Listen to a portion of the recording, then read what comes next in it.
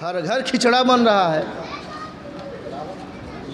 میدان کربلا میں نہ پانی تھا نہ کھچڑا۔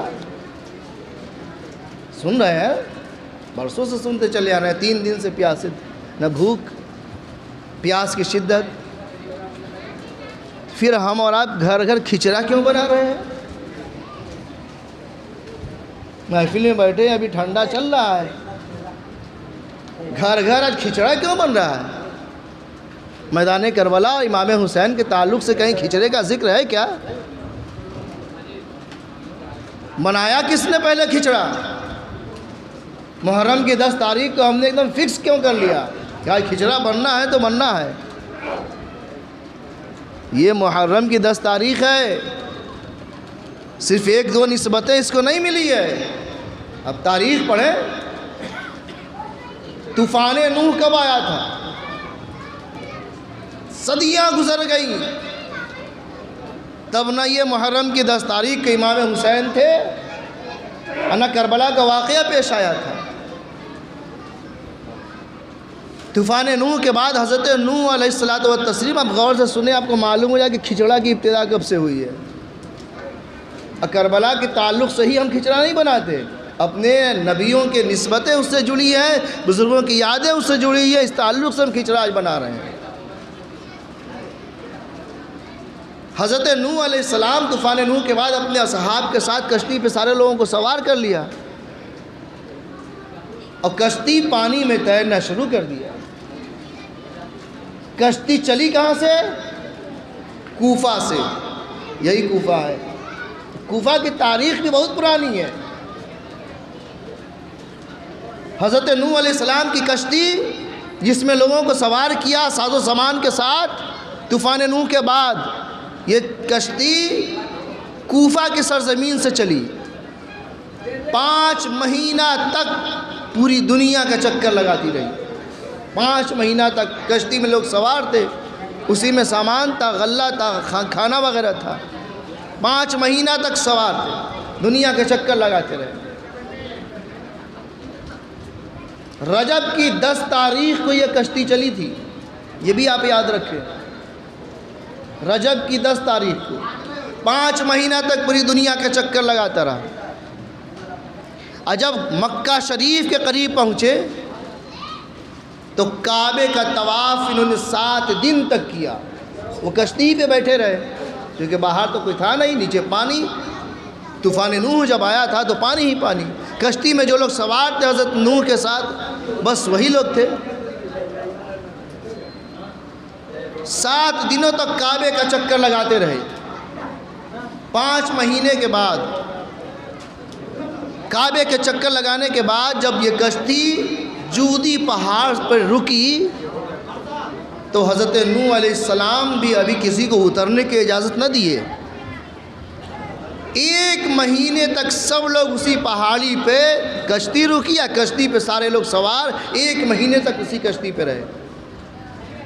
1 مہینے کے بعد محرم کی 10 تاریخ، یہی 10 آج ہی کی تاریخ تھی، 1 مہینے کے بعد، یعنی کل ملا کے 6 مہینہ ہو گیا۔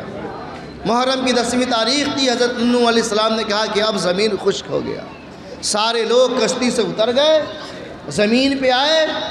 حضرت نوح علیہ السلام نے کہا کہ میں بھی روزہ رکھوں گا، آپ سب لوگ روزہ رکھیے۔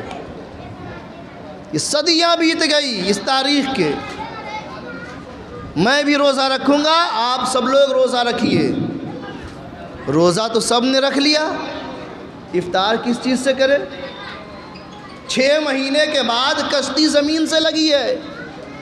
حضرت نوح علیہ السلام اپنے اصحاب کے ساتھ کشتی پہ سارے لوگوں کو سوار کیا، جتنا ہو سکا کھانا غلہ یہ سب اختیار اس پہ سوار کیا۔ اس پہ 6 مہینے میں کئی چیزوں کی پیدائش اسی پہ ہوئی ہے۔ جب کشتی زمین پہ لگی حضرت نوح نے کہا کہ میں بھی روزہ رکھوں گا، آپ لوگ بھی روزہ رکھ لیں۔ سب نے روزہ رکھ لیا۔ اب جب افطار کی فکر ہوئی تب پوچھے کہ افطار کس چیز سے کریں؟ تو پیغمبر اسلام حضرت نوح علیہ السلام نے اصحاب کو یہ حکم دیا کہ دیکھیے کشتی میں جو غلہ اور اخراجات گرے پڑے ہوئے ہیں ان سب کو بٹور کر اکٹھا کر لیجئے اور انہی سارے چیزوں کو ملا کر پکائیے، جب پک جائے تو اسی سے افطار کریں گے۔ تاریخ بتاتی ہے تبھی سے محرم کی 10 تاریخ کو دنیا کے سارے لوگ کھچڑا بنانا شروع کر دیے۔ حضرت نوح علیہ السلام کی کشتی سے جو جو چیزیں برآمد ہوئی تھی، جو بچا کھچا سامان ملا تھا، اس میں مٹر تھا، جو تھا، گیہوں، چاول، مسور کی دال، چنے کی دال، پیاز، ان ساری چیزوں کو اکٹھا کر کے جو پکایا گیا اسی کا نام کھچڑا ہے۔ محرم کی 10 تاریخ کی نسبت سے جو کھچڑا ہم پکا رہے ہیں اسی تاریخ سے نسبت رکھتی ہے، اسی تاریخ سے وابستہ رکھتی ہے، اسی تاریخ پہ ہم عمل کرتے ہیں، حضرت نوح کی اس یاد کو تازہ کرتے ہیں۔ یہ کربلا سے کوئی نسبت کھچڑے کا نہیں ہے، یہ کھچڑے کی تاریخ ہے۔ اب آپ کو تو پتہ چل گیا ہوگا نا اس واقعے میں کتنے سوال پیدا ہوئے۔ حضرت نوح علیہ السلام کی کشتی کہاں سے چلی؟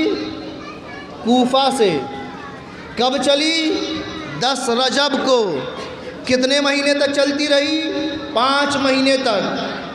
پھر 10 ذی الحجہ کو عرب میں مکہ کے سرزمین پہ جب پہنچی تو وہاں 7 دن تک طواف کیا، پھر 1 مہینہ رکے رہے اور کشتی سے اترے کب؟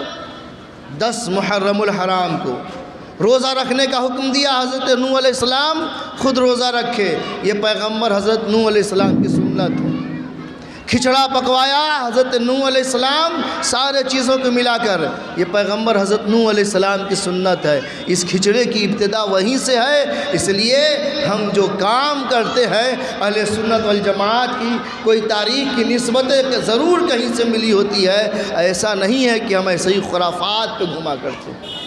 اس لیے تاریخ پہ نظر ڈالیں، جو حقیقت کی روشنی میں ہو اسے جاننے کی کوشش کریں اور اس کو جان کر اس پہ عمل کرنے کی کوشش کریں، باقی خرافات پہ نہ دھیان دیں نہ خرافات پہ عمل کرنے کی کوشش کریں۔ یہ کھچڑے کی حقیقت ہے۔ چاہے اس قسم کا کھچڑا ہمارے یہاں کبھی بنتا ہے کیا؟ ایک نیا نام اس کو لوگوں نے دیا، حلیم۔ حلیم اسی کا نام ہے، اسی کھچڑے کا نام حلیم ہے، جو بعض مقامات پہ آج بھی بنتے ہیں۔ تاریخ میں جن جن چیزوں کا نام آیا نا کہ حضرت نوح علیہ السلام کی کشتی پہ جو جو چیزیں ملی تھی وہ چیز آج بھی مل رہی ہے بازار میں۔ اب مسور کی دال نہیں ملتی، مٹر، چنا کی دال، گیہوں، جو، باجرہ، یہ کئی چیزیں ملی تھی، لیکن 7 ہی چیز بچی تھی جو وہاں ملی ہے۔ ان 7 چیزوں کو آج بھی ملتا ہے، تو تبرک کے طور پر آدھا کلو ہی صحیح خرید کے سب ملاتے ہیں اس میں، جہاں ڈیگیں بنتی ہیں۔ میں نے تو دیکھا اپنے قریب سے اپنی آنکھوں سے، ہمارے یہاں جو محلے میں وہاں بنتی تھی بنارس میں، تو وہاں 21 سے 21 ڈیگ حلیم بنتا تھا اور سب میں یہ ڈالے جاتے تھے۔ یہ 7 چیز کا خاص اہتمام کیا جاتا تھا۔ گوشت اور چاول زیادہ ہوتا تھا، یہ اور بات ہے، لیکن بطور تبرک ان چیزوں کا استعمال ضرور کیا جاتا تھا تاکہ اس کی نسبت حضرت نوح علیہ السلام سے مل جائے اور ہماری تاریخ کی اصل رواج بھی قائم رہے۔ ہم تو چاول اور یہ چنے کی دال کے کھچڑا صرف جانتے ہیں، اس کے علاوہ اور کوئی کھچڑا بنا؟ یہ حلیم جو بناتے ہیں نا اسی کا نام ہے اصل حلیم۔ اور کھچڑے کی تعلق کی نسبت جو ہے حضرت نوح علیہ السلام سے، کبھی کوشش کرنا چاہیے اسے بھی بنانے کی کوشش، تاکہ سنت نوح بھی ادا ہو جائے، محرم کی 10 تاریخ کو کھچڑے کا اصل مزہ بھی مل جائے۔